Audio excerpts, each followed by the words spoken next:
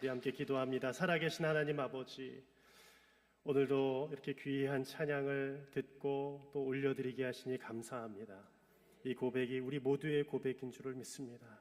하나님, 오직 예수 그리스도의 그 십자가 사랑으로 우리를 평생 품어주셨사오니 그 십자가를 평생 기억하며 사랑하며 붙들며 살아가는 주님의 거룩한 꿈의 숲교회 성도님들이 되게 하여 주시옵소서. 특별히 아버지 하나님, 오늘도 말씀 가운데 지친 영혼들 회복되게 하여 주시고 기도 가운데 응답되게 하여 주시며 하나님께서 초청하여 주고 불러주신 모든 영혼들에게 오직 하나님의 말씀만이 기억되게 하여 주시옵소서. 오직 주님만 드러나기를 간절히 소망하며 예수님의 이름으로 기도합니다. 아멘. 할렐루야. 네, 할렐루야. 네, 오늘도 이 자리에 계신 모든 우리 성도님들 한 분 한 분을 진심으로 축복하고 사랑합니다. 오늘도 말씀 가운데 오직 하나님의 은혜가 깃들기를 소망합니다. 여러분들, 배고프다라는 말은 헝그리라고 합니다. 그래서 배고픈 이 헝그리 정신을 가지고 우리가 운동을 하고 또 열심히 공부도 하고 또 사업을 일구었던 그런 기억들이 있으실 겁니다. 근데 여러분, 행그리라는 말 들어보셨습니까? 행그리. 이 헝그리라는 조금 다른데요. 이 헝그리라는 이 배고픔과 앵거라는 이 분노, 화와 합성어로 된 단어예요. 사실은 이 단어가 미국에서 군사 연구소에서 쓰여졌던 단어입니다. 무엇이냐? 군인들을 계속 이렇게 자원한 군인들을 굶기는 거예요. 그래서 얼마나 버티고 이겨낼 수 있는지에 대한 연구들이 있었다고 해요. 그런데 그 연구하다가 이 배고프니까 계속 짜증을 내고 화를 내는 것들을 발견했다라는 것이겠죠. 근데 이 행그리가 유명하게 된 것은 평창 올림픽에서 이 클로이 킴이라는 이 한국계 미국 스노보드 선수가 금메달을 따면서 이런 글을 트위터에 올렸었어요. 아침으로 샌드위치를 먹고 왔어야 되는데 괜한 고집 때문에 안 먹었다. 지금은 배고파 화가 난다. 그래서 유명해졌다는 거예요. 트위터에다가 I am hangry라고 썼죠. 여러분들, 우리도 배가 고파서 화난 적이 있으십니까? 제가 아마 설교를 2시까지 하면 여기에 계신 분들 다 떠날 거예요. 배가 고파서요. 맞죠?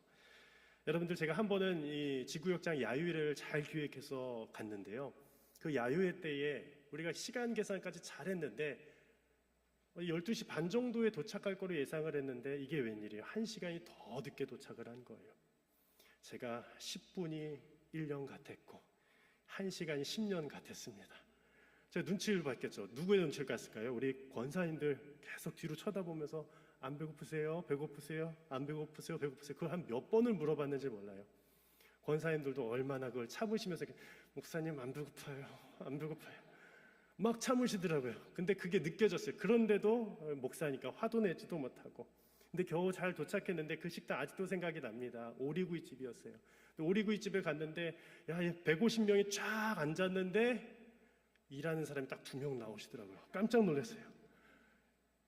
이 배식을 해야 되는, 저희는 한 예약을 미리 했으니까 150명이 갈 거고 우리가 예약해서 한 10명이 아르바이트도 쓰고 해야 되는데 2분이 오시니까 뭐예요, 이거 어떻게 해요? 권사님들이 식사를 잘 하셨을까요? 못 하셨을까요? 그 정답은 나가시면서 물어보시면 또 제가 알려드리도록 하겠습니다. 전 늘 정답은 맨 마지막에 돼요. 여러분들, 이처럼 배고프다라는 것은요, 참 고통스럽기도 하고 어렵습니다. 견디기가 어렵습니다. 그래서 계속 이 굶다 보면은 이 백가죽이 등가죽이랑 이렇게 쫙 달라붙을 정도로 그런 고통을 겪게 된다는 거예요. 이 프랑스의 유명 작가 이 빅토르 위고는 레미제라블이라는 이 작품을 썼습니다. 이 작품은 이 19세기의 이 프랑스의 여러 가지 사회 현상과 그리고 인간의 존엄성을 알리기 위해서 쓴 작품이었습니다. 근데 여기에 나와 우리 잘 알고 있는 이 장발장이라는 사람, 참으로 안타까운 청년이죠. 그의 인생은 참으로 비참했습니다. 이 레미제라블이라는 이름처럼 말이죠. 그는 먼저 일찍이 어렸을 때에 이 어머니를 여의게 되고 그리고 아버지 또한 사춘기 때에 이 세상을 불의한 사고로 떠나보냅니다. 그리고 나서 이 누님의 집에 얹혀 살게 되는데 누나네 집에는 7명의 조카가 있었다는 것이에요. 그런데 20대가 되었을 때에 이 매형마저도 세상을 떠나니까 이 생계를 누가 져야 되겠어요? 이 장발장이 져야 되는 거예요. 그래서 이 누님과 함께 일을 하는데 겨울철에는 일거리가 없는 거예요.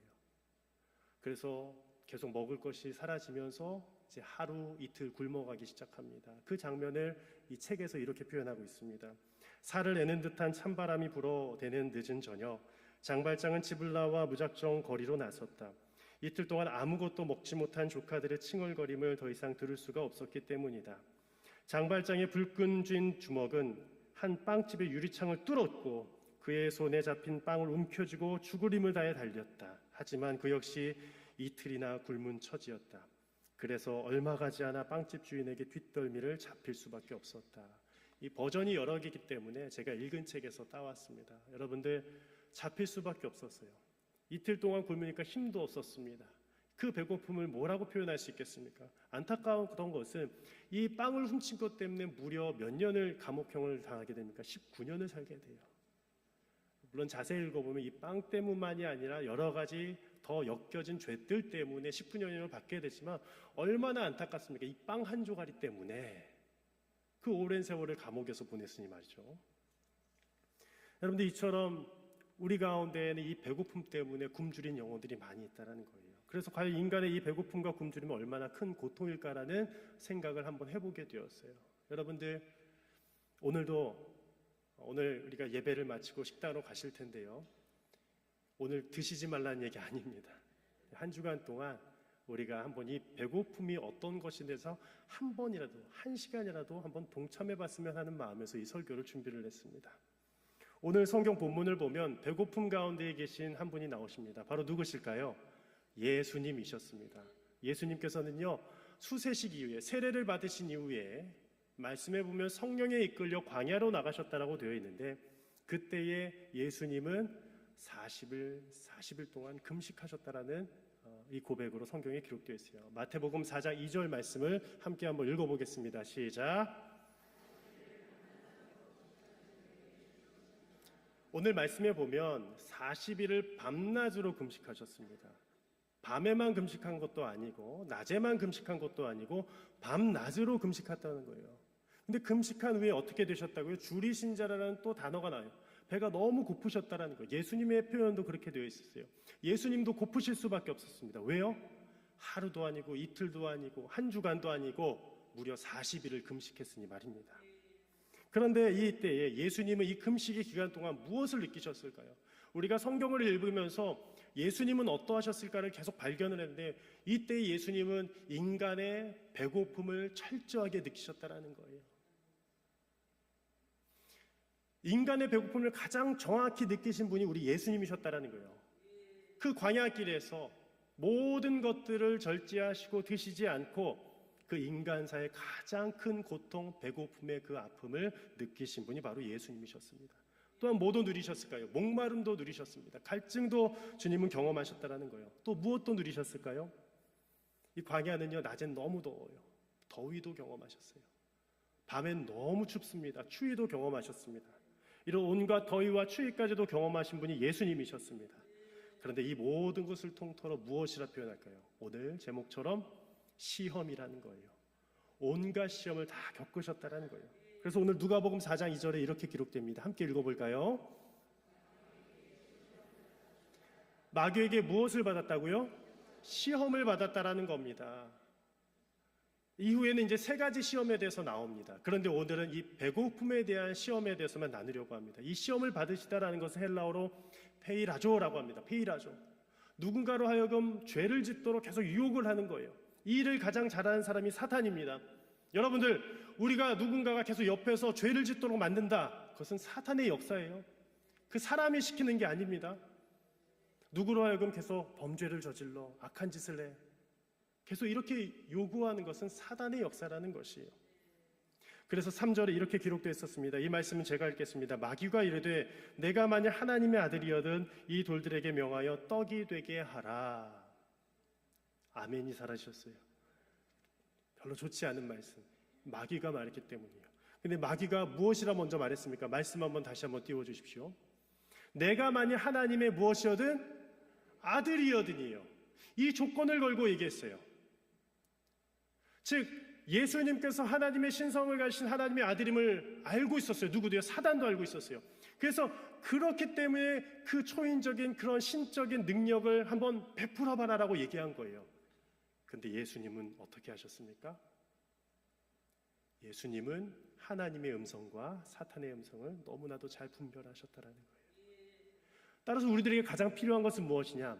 하나님의 음성과 사단의 음성을 분별할 줄 아는 능력이 필요합니다. 만약에 예수님이 이 음성 가운데에 하나님의 음성이었다면 그렇게 돌들을 떡으로 만들었을 수도 있어요. 하지만 이것이 사단의 음성인 줄 아셨다라는 것이에요. 어떻게 아셨겠습니까? 영이 깨어있기 때문이에요. 그 40일의 기간 동안에 주님과 함께 하나님과 함께 늘 동행했기 때문에 깨어있을 수 있었다는 겁니다.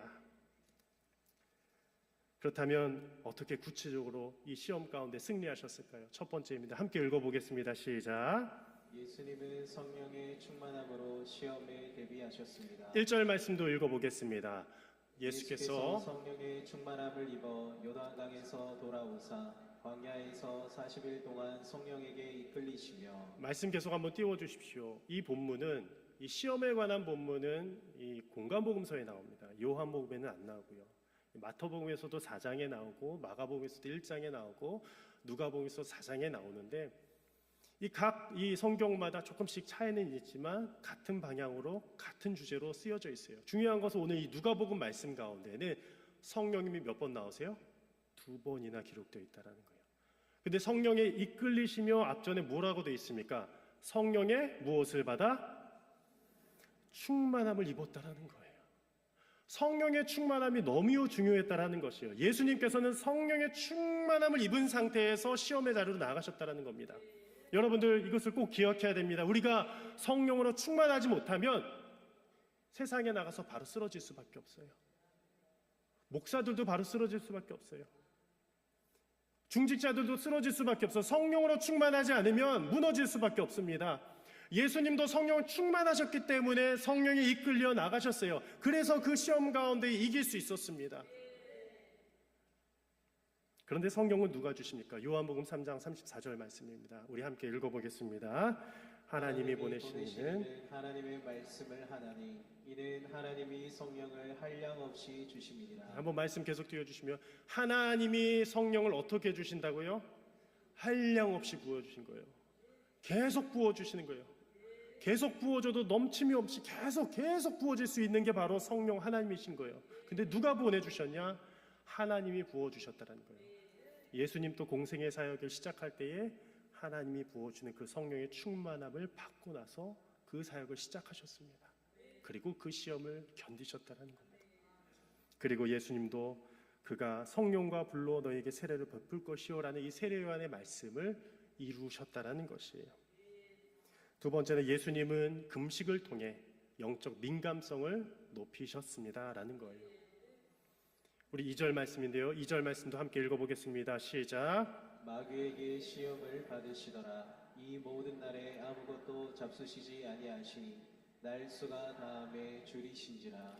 마귀에게 시험을 받으셨습니다. 그런데 이 모든 날에 아무것도 잡수시지 아니하시고 날수가 다함에 줄이셨다라고 되어 있었어요. 즉 금식하셨다라는 것에 다시 우리가 초점을 맞추길 원하는데요. 이 금식은 우리의 영을 맑게 해줍니다. 그리고 금식을 통하여 더 하나님과 친밀할 수 있도록 인도해 주신다라는 것입니다. 육체적으로는 예수님께서 약해지신 것처럼 보이지만 더 영적으로 정말 날카로워지고 이 날카로워지다는 말이 더 섬세해지고 하나님을 향해서 온전히 집중할 수 있었다라는 것이에요. 이 존 파이퍼 목사님도 이런 얘기를 하셨어요. 금식이란 세계 최고의 진미를 먹기보단 하나님의 천국 잔치를 즐기겠다는 주기적인 선포라는 거예요. 우리가 금식을 할 때 뭐냐? 이 세상의 진미를 끊고 그 순간만큼은 하나님의 천국 잔치를 맛보겠다라는 그 의지라는 것이에요. 그것을 주기적으로 선포하는 거예요. 내 삶 속에 주기적으로 그렇게 행하는 것이에요. 여러분들 제가 금식을 잘 할 것 같습니까? 못할 것 같습니까? 잘 할 것 같아요. 안 할 것 같아요. 네. 제가 사실 금식 나오면은 저는 사실 제가 제일 부끄러워져요. 금식을 많이 하고 싶고 또 이 자리에도 아마 일주일, 2주 금식하신 분들이 정말 많으실 거라 생각합니다. 어르신들과. 근데 제가 결혼 전에는 58kg였습니다. 185에 제 키에. 지금은 거의 이제 80kg가 되는데 80kg처럼 안 보인다는 분들도 계시지만 58kg였어요. 근데 그 상태에서 제가 금식하라는 그 세미나에 갔는데 너무 힘들었어요. 하루를 금식했는데 하루 만에 3kg가 빠지더라고요. 제가 딱 알았어요. 나에게 있어서 금식은 죽음이구나. 정말 힘들더라고요. 어떤 분들은 모르겠어요. 제가 뭐 그런 거 비하하는 거 아니지만 이 금식이 다이어트랑 똑같은 줄 아십니다. 아닙니다. 금식은요. 우리 목회자들끼리 늘 하는 말이 있어요. 오늘 목사님 금식하셨습니까? 굶식하셨습니까? 굶이 오죠. 굶주리다 할 때 굶식이에요. 리을 미음자. 굶식과 금식은 다른 거예요. 많은 사람들이 바빠가지고 밥 못 먹었는데 나 금식했어요 라고 하는 분들이 있어요. 맞아요. 내일 내시경 받아야 되는데 금식했어요. 그것도 금식입니다. 근데 성경에서 말하는 금식은 아니에요. 굶식일 거예요. 그건. 여러분들 금식은 무엇이냐? 내가 그 시간 금식해놓고 내가 그냥 가만히 있는 것이 아니에요. 그 금식의 시간에 말씀으로 채우고 기도로 채우는 게 진정한 금식인 줄을 믿습니다. 제가 그걸 깨달은 거예요. 한 목사님께서 설교 간증 가운데에 실제로 그때 부흥회 때 오셨었는데 목회를 40년 넘게 하셨어요. 한 교회에서. 그런데 하시다가 죽을 고비를 당하신 거예요. 그런데 그때 하나님의 메시지가 있는데 너가 지금 40일 금식해야 되겠다 말씀하셨대요. 그래서 실제로 그 목사님께서 40일을 금식하셨대요. 저는 그분이 자랑으로 그렇게 얘기하지 않으시더라고요. 하나님이 말씀하셔서 하셨대요. 여러분들 오해하지 마십시오. 여기 40일 하다가 진짜 죽습니다. 큰일 날 수 있습니다. 그런데 그 목사님은 해야 되겠다는 마음을 주셨대요. 왜냐하면 그 마음 가운데 내가 정말 살아야 되겠다. 이 질병 가운데 내가 죽을 수도 있겠구나 해서 40일을 채워나가기 시작했습니다. 물만 마시고. 그런데 그 질병이 완치가 되셨대요. 저는 이게 완치가 되었다는 것을 말씀드리는 것이 아니라 무엇이냐, 하나님의 말씀에 순종해서 그 시간 금식을 통해서 주님을 만났다는 것을 말씀드리고 싶은 거예요. 왜 우리에게 금식이 필요합니까? 이 사순절기 기간 동안 일주일에 한 번도 줬습니다. 아침도 줬습니다. 점심도 줬습니다. 그런데 그때 그냥 굶는 게 아니라 그때의 말씀 보는 거예요. 기도하는 거예요. 그게 진정한 금식인 줄을 믿습니다. 우리는 세상의 맛에 현혹되어 있습니다.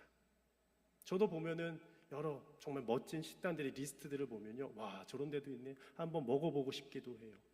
그런데 더 중요한 건 이 사순절 기간 동안에는 그러한 것도 주님 앞에 드릴 수 있는 의지와 용기가 필요하다는 것이에요. 우리가 이 세상의 맛과 멋보다 무엇을 추구해야 되겠습니까? 예수 그리스도를 추구하시기를 바랍니다. 그래서 이 사순절이라는 기간 동안 제가 한번 글을 한번 적어봤는데요. 함께 나의 기도의 고백처럼 함께 읽어봤으면 좋겠습니다. 시작. 사순절 기간 동안 영적인 금식을 통해 내가 살아왔던 삶의 방향성을 더 세밀하게 하나님께로 조정하고 하나님과 더욱 친밀한 영적 관계로 들어갈 수 있다는 말입니다. 이것이 영적 민감성을 키우는 방법입니다. 이 사순절 기간 계속 띄워주세요. 영적인 금식을 통해서 우리가 미디어도 금식할 수 있습니다. 우리 계속 보았던 드라마 잠깐 끊어도 돼요. 안 죽어요. 아멘 했어요. 이 세상에 거 뭐 보고 싶은 게 있을 수 있어요. 그거 끊어도 돼요. 안 죽어요. 그런데 우리가 더 주님과 함께 살 수 있는 그 통로가 있어요. 영적인 금식입니다. 그 시간을 떼어서 그게 새벽 5시 반일 수도 있어요. 6시일 수도 있습니다. 더 일찍 깨워서 주님 앞에 나아가는 시간을 만들어 보시길 바랍니다. 도전을 드립니다. 주님과 더 친밀한 시간이 될 줄 믿습니다. 이 영적인 민감성을 키우시기를 바랍니다. 마지막입니다. 우리 함께 3번 한번 읽어볼까요? 시작. 예수님은 말씀으로 마귀의 시험을 물리치셨습니다. 4절 말씀도 함께 읽겠습니다. 시작. 예수께서 대답하시되 기록된 바 사람이 떡으로만 살 것이 아니라 하였느니라. 이 누가복음 4장 4절의 말씀에 보면은 이 신명기 8장 3절의 앞부분만 기록되어 있습니다. 사람이 떡으로만 살 것이 아니니라 하시니라.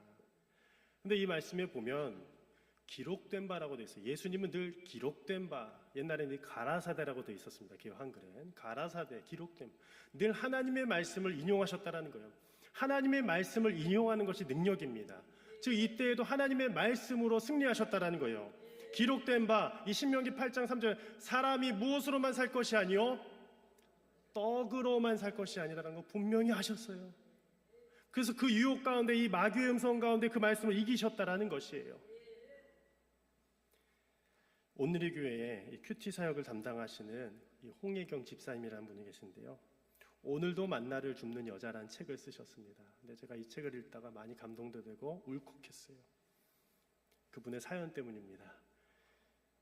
이 집사님께서는 그동안 살아오면서 정말 남부럽지 않을 만큼 너무나 행복하고 멋진 인생을 살아오셨습니다. 또 작가로서 또 한의사 일도 하셨다고 하고, 그리고 두 딸을 훌륭하게 키웠고 멋진 남편, 유능한 남편도 있었어요. 다 부러워했어요. 근데 이 큰 딸이 이제 결혼을 하게 되는데, 결혼을 하고 이제 약혼하고 얼마 이제 결혼을 할 길을 남겨두지 않았는데 청천벽력과 같은 이 암 선고를 받게 됩니다. 큰 딸이요. 결혼을 앞뒀는데 이 암 선고를 받은 거예요. 그래서 이 암 선고를 위해서 낫게 달라고 얼마나 기도했겠습니까? 주님의 말씀 붙잡고 기도했습니다. 그래서 낫을까요? 나야 되는데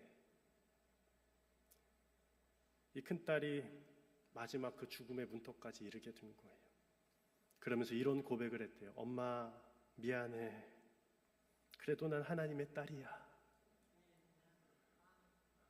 그리고 세상을 떠났대요. 그 홍혜경 집사님이 정말 죽고 싶었대요. 너무 힘들었대요. 이것을 어떻게 이겨야 되나? 이게 만약 우리 상황이라고 생각해서 우리가 살 수 있겠습니까? 너무 힘들잖아요. 그런데 그녀는 이렇게 책 가운데 고백하더라고요. 간증하더라고요. 제가 한번 읽어드릴게요. 그날 이후 내 삶은 바뀌었다. 아침에 눈만 뜨면 만나를 주우러 나갔고 비가 오든 눈이 오든 바람이 불든 상관없었다. 누구보다 제일 먼저 무조건 나갔다. 난 이제 큐티하는 사람이 되었다. 이런 나에게 주님은 내가 큐티로 살아났으면 큐티로 사람을 살리는 사람이 되라고 하신다. 큐티를 하면 영혼이 살아나고 살아난 영혼은 남의 영혼을 살리는 일을 할 수밖에 없게 된다. 나는 그것을 들고 나아간다. 아파하는 사람을 살리기 위해 주님 뜻을 순종하기 위해 나아간다라는 거예요. 아멘. 그녀가 그렇게 힘들었는데 이 큐티 책을 받고 큐티를 다시금 깊이 시작하겠다는 그때 주님을 만났어요. 그리고 그녀의 고백입니다. 이 말씀 만나 큐티를 하니까요. 이 세상 가장 큰 축복을 받았는데 이 세상 가장 큰 축복이 무엇인지 아세요? 하나님의 말씀이 깨달아지는 축복이래요. 우리가 말씀을 읽는 것도 축복이지만 하나님의 말씀을 읽을 때 이것이 깨달아지는 것이 축복인 줄 믿습니다. 깨달아져야 돼요. 깨닫지 못해서는 그냥 이것이 그냥 문서처럼 다가올 수밖에 없는 거예요. 그런데 큐티하면서 깊이 묵상하면서 알게 되어지더래요. 매일 이 순간 나에게 주시는 말씀이 무엇인지 깨닫는 거예요. 여러분, 우리들은 말씀으로밖에는 살 수 없는 존재들입니다. 인생의 가장 큰 시험 가운데서 오늘도 말씀으로 이기신 예수님을 닮아가시기를 바랍니다. 제가 오늘 본문을 누가복음 4장 말씀으로 한 이유가 있습니다. 아까 사람이 떡으로만 살 것이 아니요까지만 되어 있는데 이 동일한 본문 마태복음 4장 4절에는 이 신명기 8장 3절의 풀 텍스트가 담겨져 있습니다. 우리 함께 마지막으로 함께 마태복음 4장 4절 말씀을 읽고 말씀을 마치도록 하겠습니다. 시작. 예수께서 대답하여 이르시되 기록되었으되 사람이 떡으로만 살 것이 아니요 하나님의 입으로부터 나오는 모든 말씀으로 살 것이라 하였느니라. 아멘. 아멘. 이 시간 우리 잠깐이 찬양을 부르면서 주님 앞에 나가길 원하는데요. 세상의 유혹 시험이란 찬양입니다.